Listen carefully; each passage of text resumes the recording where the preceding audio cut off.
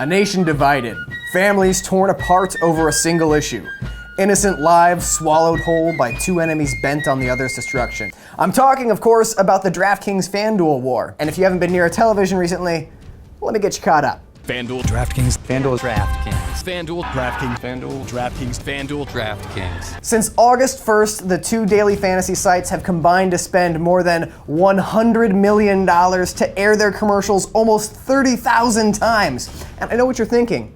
Only 30,000? Felt like more than that. Welcome to the Daily Fantasy Site Wars, where the primary tactic is carpet bombing you with advertising. And the effect that's had on the populace was immediate. Everybody hated it.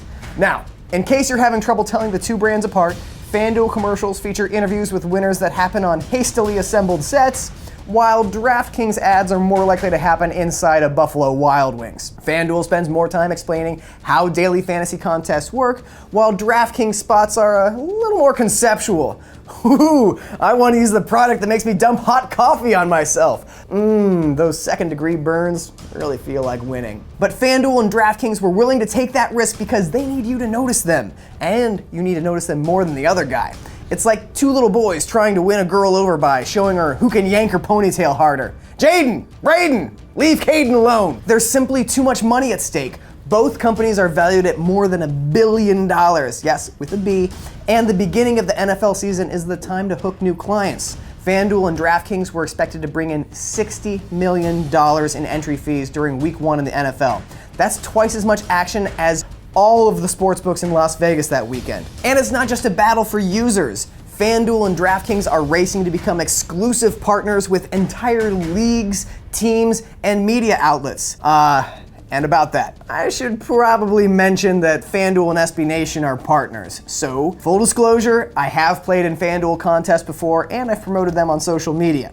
As a source of commentary, I am compromised. And in time, I will be assimilated. That is my actual skin tone in January. But I'm not here to sell you on FanDuel or convince you that DraftKings is garbage. Although, we've got a whole roster of proven winners to help you gain an edge. Did they record that in a basement? Listen, take some of that $300 million you just got and buy a fucking microphone. Amateurs. Back to FanDuel. Yes, I am biased, but I do genuinely like the product, even though I've never won much of anything when I enter the contest. Now, that might have something to do with my modest skill as a fantasy player, but the more likely cause is that I'm not one of the elite minority of players who use algorithms to calculate advantages and software to enter hundreds of contests every day. The top 10 players on a daily fantasy site combine to win 873 contests every day, while the 20,000 chumps like you and me, who make up the rest of the field, win a total of 13 times. The discrepancy is so wide that 91% of the winnings at daily fantasy sites are won by just 1.3% of the players. That is a bigger divide than the American wealth gap, and that's not easy to do. FanDuel and DraftKings are so huge largely because the federal government says that fantasy sports isn't gambling. And they're right. In Vegas, you actually have a chance to win.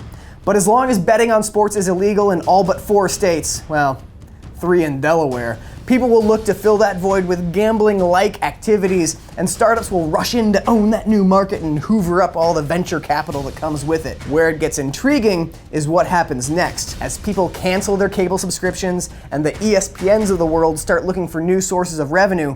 Is this the first step towards legalized sports betting? Will the courts strike down daily fantasy sites and send them the way of online poker? Or will the minuscule odds for the average Joe burst the daily fantasy bubble before that ever happens? I don't know, but I'll tell you this. You can keep that bubble from bursting by signing up for FanDuel today. Be sure to use promo code SBNEN20 because that'll actually help my bottom line, unlike playing daily fantasy.